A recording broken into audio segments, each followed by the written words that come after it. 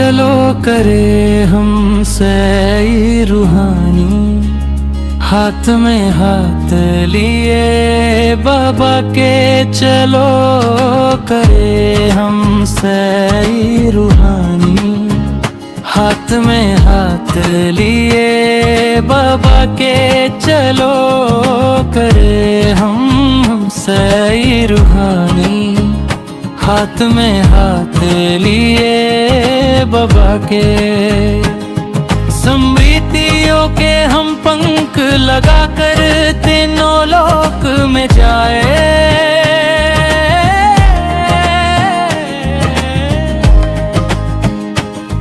तीनों कालों में चरो युगों में आवो चक्रा लगाए, तीनों कालों में चरो युगों में आवो चक्रा लगाए। पार करेंगे हंसते हंसते, पार करेंगे हंसते हंसते, भाव सागर को तैर हाथ में हाप लिए बाबा के चलो करे हम सही रूहानी।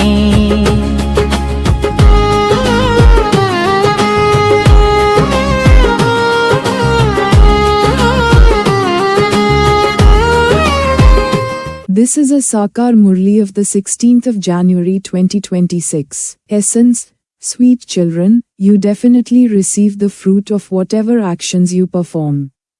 Only the one Father does altruistic service. Question: how is this class so wonderful? What is the main effort that you have to make here? Answer: this is the only class where young ones, adults and also old people sit together. This class is so wonderful that, one day, even those who have stone intellects, those without virtues and sages will come and sit here. The main effort you have to make here is for remembrance. It is only by having remembrance that there is the nature cure for souls and bodies, but in order to stay in remembrance you do also need this knowledge. Song: O traveler of the night, do not become weary. The destination of the dawn is not far off. Om Shanti. Your sweetest, spiritual children heard the song. The spiritual father explains the meaning of this to you children. The wonder is that those who wrote the Gita and the scriptures don't understand the meaning of them. They extract the wrong meaning from everything. The spiritual father, who is the ocean of knowledge and the purifier, sits here and explains their meaning. Only the Father teaches you Raja Yoga. Your children understand that you are once again becoming the kings of kings. In other schools they wouldn't say that they are going to become barristers once again. No one else understands how to use the term, once again. You say that you are now once again studying with the unlimited Father as you did 5,000 years ago. This destruction will definitely take place again. They continue to manufacture so many big bombs. They are manufacturing very powerful bombs. They don't make them just to keep them. This destruction is also for an auspicious purpose. Your children don't need to be afraid about anything. This war will be beneficial. The Father comes to benefit you. It is said, the Father comes and carries out the task of establishment through Brahma and destruction through Shankar. Therefore, those bombs, etc., are for destruction. There is nothing more powerful than those. Along with those, there are also natural calamities. They cannot be called godly calamities. These natural calamities are fixed in the drama, they are nothing new. They continue to manufacture so many big bombs. They say, we can wipe out whole cities. The bombs that they dropped on Japan were very small ones. They have now created very big bombs. When they have greater difficulties and are unable to tolerate them, they will start to use the bombs. There will be so much damage. They are performing trials to see what happens. They spend billions of rupees on this. Even the salaries of those who manufacture them are very large. Your children should be happy, this old world is going to be destroyed. Your children are making effort for that new world. Reason says that this old world is definitely going to be destroyed. Your children understand what there is in the Iron Age and what there will be in the Golden Age. You are now standing at the confluence age. You understand that there won't be so many people in the Golden Age. Therefore, all of them will be destroyed. These natural calamities also took place a cycle ago. The old world has to be destroyed. There have continued to be many calamities, but those were on a small scale. The whole of this old world is now going to be destroyed. Your children should have a lot of happiness. The Father, the Supreme Father, the Supreme Soul, sits here and explains to us spiritual children. This destruction is taking place for you. It is remembered that the flames of destruction emerged from the sacrificial fire of this knowledge of Rudra. Some things mentioned in the Gita have a very good meaning, but no one understands them. They continue to ask for peace. You say that destruction should take place soon so that you can go and be happy. The Father says, only when you become Satopradhan will you be happy. The Father gives many types of points, and they sit very well in the intellects of some but not so well in the intellects of others. The old mothers understand that they have to remember Shiv Baba. And that's all. For them, it is explained, consider yourselves to be souls and remember the Father. However, they do claim their inheritance. They live together. Everyone comes to the exhibitions. Sinners like Ajamal and prostitutes, etc. Sinners like Ajamal and prostitutes, etc. all have to be uplifted. Even cleaners come wearing good clothes. Gandhi made the untouchables free. They eat together with others. The Father doesn't forbid you at all. He understands that even they have to be uplifted. This isn't connected with the work they do. Everything depends on connecting your intellects in yoga with the Father. You have to remember the Father. The soul says, I am untouchable. We now understand that we were Satopradhan deities. Now, at the end, we have become impure by taking rebirth. I, a soul, now have to become pure again. You know how the native woman who used to come in Sindh would go into trance. She would come running to meet Baba. It was explained that she too was a soul. Souls have a right to claim their inheritance from the Father. Her family members were asked to let her continue to take this knowledge, but they said that there would be upheaval in their community. Because they were afraid, they took her away. You mustn't say no to anyone who comes to you. It is remembered that God uplifts innocent women, prostitutes, native women and sages, etc. Everyone from the sages to the natives. There will be a lot of attainment from serving the yagya and many will be benefited. Day by day, service through exhibitions will increase. Baba continues to have badges made. Wherever you go you should explain this badge. This is the Father, this is Dada and this is the Father's inheritance. The Father now says, remember me and you will become pure. It is also mentioned in the Gita, constantly remember me alone. It is just that they have taken out my name and inserted the name of the child. Even the people of Bharat don't understand what the relationship between Radha and Krishna is. The history of them before their marriage, etc., has not been shown at all. Each belonged to a separate kingdom. The Father sits here and explains these things. If they, the sannyasis, were to understand these things and were to say that these are the versions of God Shiva, people would chase them away. They would ask, where did you learn this? Which guru was that? They would all become upset if they said they learnt it from the BKS. The kingdom of the gurus would then completely end. Many such people come here. They even put something in writing but they then disappear. The Father doesn't give your children any difficulty. He shows you very easy methods. When a couple don't have a child, they ask God to grant them children. Then, when they do have a child, they look after it very well, they educate him. Then, when he grows up, they ask him to earn his own living. A father sustains his child and makes him worthy. So, he is the servant of his children. This father serves your children and takes you back with him. A physical father thinks that his children will become independent and become engaged in business and that they will then serve the parents when they become old.